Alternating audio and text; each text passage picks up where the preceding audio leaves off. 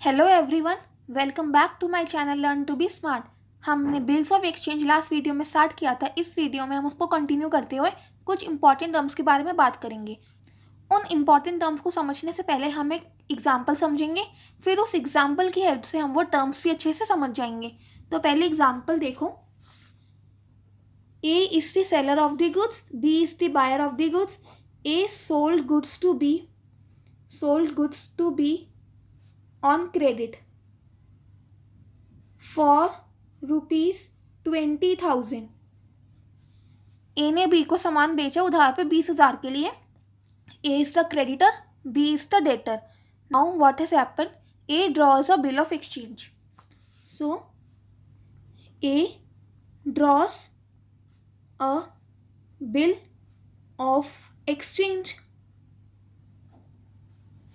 Right. मतलब कि ए ने बिल ऑफ एक्सचेंज बनाया और उसे बी को दे दिया एक्सेप्ट करने के लिए। फिर बी ने उसको एक्सेप्ट कर लिया और वापस से ए को दे दिया। अब ड्यू डेट पे ए उस बिल ऑफ एक्सचेंज के बदले बी से पेमेंट ले लेगा और बी उसको पेमेंट दे देगा।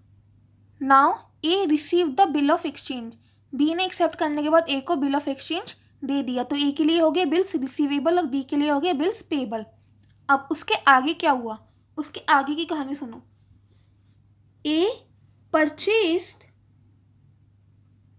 goods worth ₹20,000 from C on credit। उसके आगे की कहानी क्या है? ए ने सी से 20,000 के गुड्स उधार पे खरीद लिए। अब इस केस में सी क्रेडिटर है, ए डेटर है। पहले वाले केस में क्या था? ए क्रेडिटर था, बी डेटर था। ए ने बिल ऑफ एक्सचेंज ड्रॉ किया, बी ने एक्सेप्ट करके वापस ए को दे दिया। अब आगे ए ने सी से भी 20,000 के गुड्स उधार पे खरीद लिए।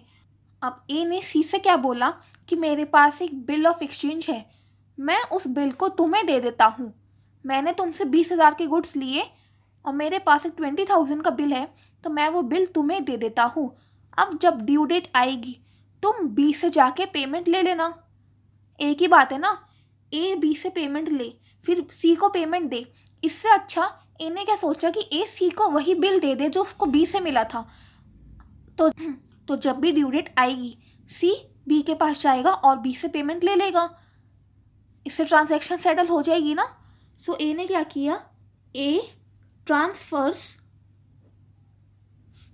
Bills receivable. ए के लिए तो वो बिल्स रिसीवेबल था ना, तो ए ने यही बिल्स रिसीवेबल किसको ट्रांसफर कर दिया? टू सी।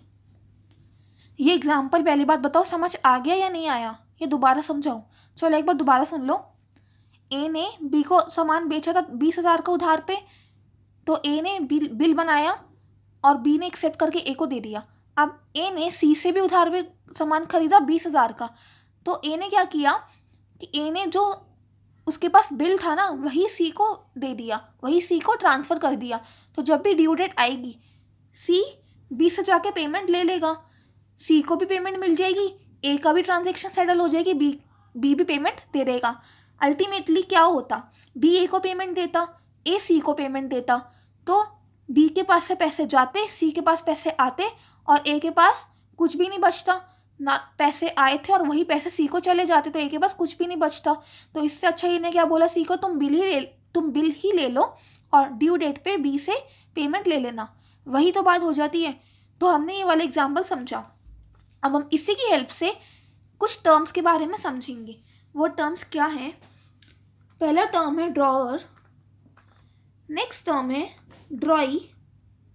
ये दो टर्म्स हम लास्ट वीडियो में देख चुके हैं, फिर भी हम इसको दोबारा समझेंगे।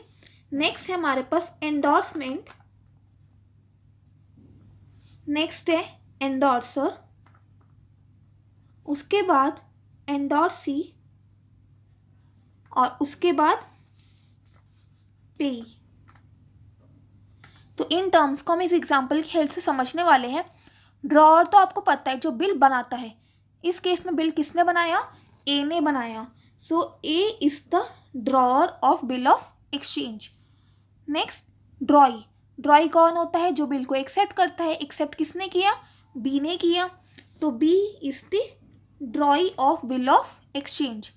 देन एंडोर्समेंट, एंडोर्समेंट का मतलब transfer of bill of exchange, bill of exchange को ट्रांसफर करने को हम एंडोर्समेंट कहते हैं।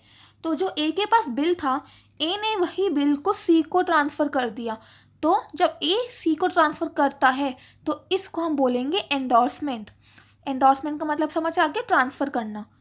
उसके बाद है एंडोर्सर, जो पर्सन बिल को ट्रांसफर करता है, जो पर्सन बिल को एंडोर्स करता है, तो उसको हम बोलते हैं एंडोर्सर। क्या है एंडोर्सर का मतलब? पर्सन हु एंडोर्सेस बिल, जिस पर्सन ने ट्रांसफर किया। इस केस में किसने ट्रांसफर किया? ए ने ट्रांसफर किया, तो ये हो गया ए। नेक्स्ट एंडोर्सी, एंडोर्सी कौन होता है? जिस पर्सन को ट्रांसफर होता है बिल, जैसे कि ए ने सी को एंडोर्स किया ना, तो इस केस में एंडोर्सी हो गया C. So person to whom bill is transferred, जिस पर्सन को बिल ट्रांसफर होता है, तो इस केस में सी को बिल ट्रांसफर हुआ, तो सी इज दी एंडोर्सी।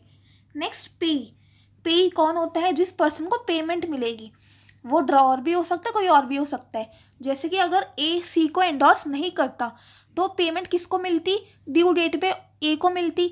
लेकिन अब ए ने सी को एंडोर्स कर दिया, तो अब ड्यू डेट पे पेमेंट किसको मिलेगी? सी को मिलेगी, क्योंकि सी के पास अब बिल है, सी बी के पास जाएगा और उसे पेमेंट लेगा, तो ड्यू डेट पे पेमेंट सी को मिलेगी। तो इस केस में पेई कौन हो गया?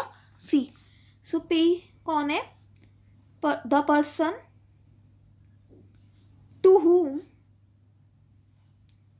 अमाउंट इज पेएबल, जिसको भी ड्यू डेट पे पेमेंट मिलने वाली है, उस पर्सन को हम बोलते हैं पेई।